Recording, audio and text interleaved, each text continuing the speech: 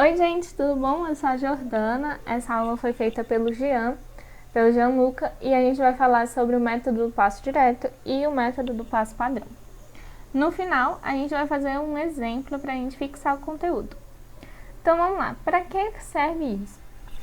A gente vai usar esses métodos para a gente poder calcular o remanso. A gente viu que a gente pode colocar diversas estruturas no nosso canal, só que essas estruturas vão produzir uma alteração na lâmina da água.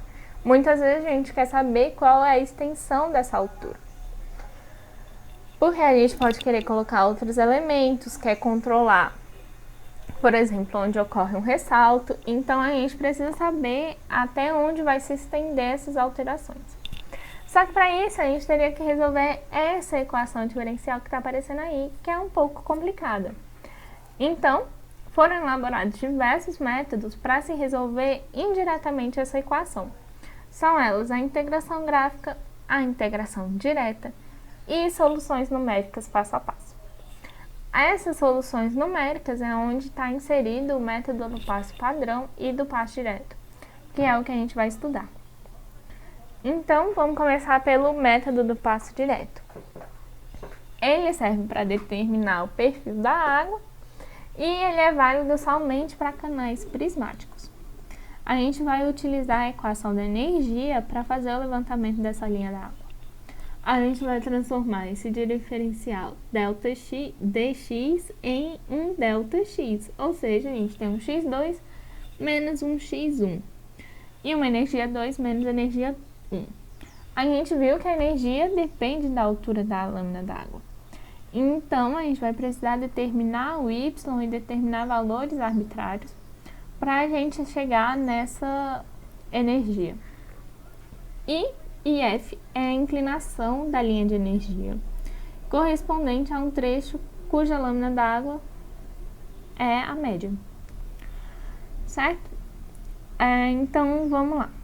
Para a gente usar esse passo, a gente depende do sinal ΔX, que depende do sentido da marcha de cálculo. E, consequentemente, a marcha de cálculo depende do tipo de controle da situação. Então, vamos entender o que isso está falando. Se a gente tem um controle de jusante para montante, o controle é oposto à vazão, que é o que a gente conversou em aulas passadas, que ocorrem com barragens. Então, a barragem está aqui, a lâmina da água, aqui ela tem sua altura normal e ela vai crescendo à medida que ela se aproxima da barragem. Para a gente calcular esse remanso, a gente vai saber a altura da lâmina da água aqui próximo à barragem e vai ter que fazer incrementos no sentido oposto à vazão. E por isso o ΔX vai ser negativo. Se o controle ocorre de montante para jusante, que é o que ocorre em uma comporta, a gente vai ter o sentido da marcha no mesmo sentido da vazão. Então, vamos supor que aqui a gente tem uma comporta que faz que o nível da água seja esse. A gente quer saber em qual altura ela vai se tornar o normal. Então, a gente sabe a altura da lâmina da água aqui e vai fazendo incrementos até a gente chegar na altura normal. E esses incrementos estão indo no sentido da vazão. Então, ΔX vai ser maior do que zero. É isso. Então, se você está indo no sentido da vazão, ΔX maior que zero. Se você está indo no contrário, ΔX menor do que zero. Então, vamos lá no passo a passo de como resolver isso. A gente tem um valor y1 correspondente à seção de controle e vamos arbitrar um valor para y2. Com os valores de y1 e y2, a gente vai calcular a energia 1 e a energia 2. Por fim, a gente vai calcular a declividade média da linha de energia com essa fórmula. E a gente vai conseguir determinar o valor de ΔX utilizando a fórmula, né, que a gente tem todos esses valores. Com o ΔX a gente consegue achar o x2, porque a gente já determinou um x1. E a gente vai repetir o procedimento até utilizando o mesmo valor de ΔY, até a gente chegar no x2, que a gente vai colocar o nosso elemento, que a gente quer saber a altura da lâmina d'água. Bom, esse procedimento a gente viu que ele é bem repetitivo, né, e bem linearizado. Com isso, a gente vai poder conseguir elaborar planilhas que calculam automaticamente o valor de x para a seção. Já existem planilhas prontas, né, que a gente vai deixar aqui no link do canal, do link do vídeo. Só que eu recomendo que vocês façam a sua própria planilha. Porque é bom, porque você vai entender melhor o que está acontecendo no canal, como cada grandeza se relaciona, e isso vai ajudar muito no seu aprendizado. Então eu recomendo que vocês não usem essas planilhas que já existem, façam a sua própria planilha até para você treinar as suas habilidades no Excel. Então vamos lá. Quanto menor o valor adotado para ΔY, mais preciso é o seu método. Então, só que, por exemplo, você tem uma curva de pequena extensão, então você vai usar um ΔY bem pequenininho. Se você tem uma curva de maior extensão, como a M1, você vai ter que usar um valor de ΔY um pouco maior, porque senão seus cálculos vão ficar muito grandes, muito extensos. Então, o valor que você vai adotar para o ΔY vai depender do tipo de curva que você tem. Mas recomenda-se que você use o menor ΔY possível, porque isso vai tornar o seu cálculo mais preciso. Então, é isso que está falando aqui. Então, bora lá. Método do passo padrão. É um outro método para a gente determinar o perfil da água e usa as equações de Bernoulli entre duas seções, considerando as perdas de carga distribuída e localizada. Aqui a gente tem a energia 1, que é igual à energia da seção 2 mais as perdas de carga. Z é a cota de referência, Y é a altura da lâmina d'água, V é a velocidade, ΔX é a distância entre as seções, H1 é a eventual perda de carga localizada. E F é a declividade média entre as seções e pode ser calculada como uma média aritmética das declividades, uma média geométrica ou uma média harmônica. Então vamos fazer um exercício. Esse exercício foi tirado do livro do Porto, da 4ª edição.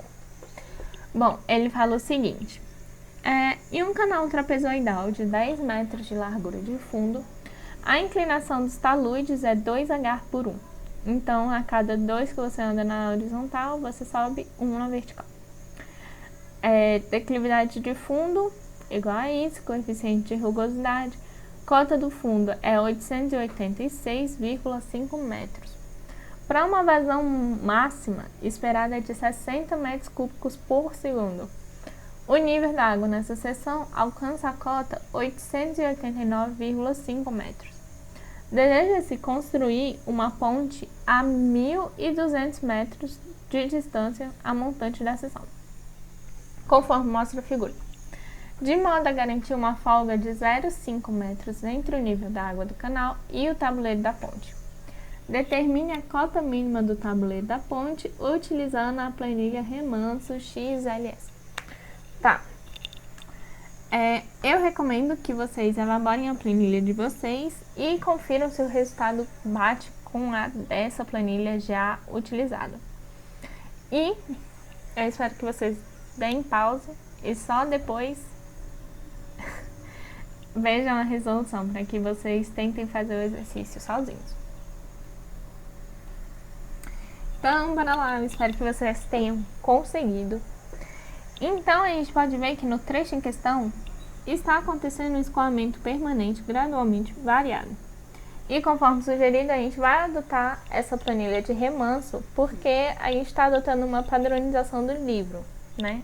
A gente não vai... Enfim, só para questão de padronização, mas eu espero que vocês façam a planilha de vocês. A gente quer descobrir a lâmina da água a 1.200 metros, a montante do trecho de referência.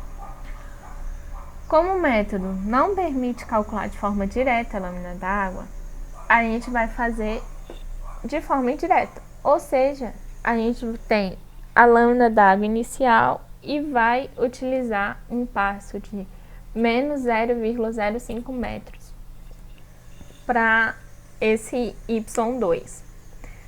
Por que o valor de Y está negativo? Porque a gente está indo contra a vazão, certo? O escoamento está indo no sentido, o nosso método está indo no sentido contrário, por isso é negativo. Então, com o Y2, a gente consegue achar o ΔX, achando qual é a distância em relação ao trecho de referência x2. Quando o x se aproximar de 1.200 metros, a gente vai adotar o y correspondente a essa altura.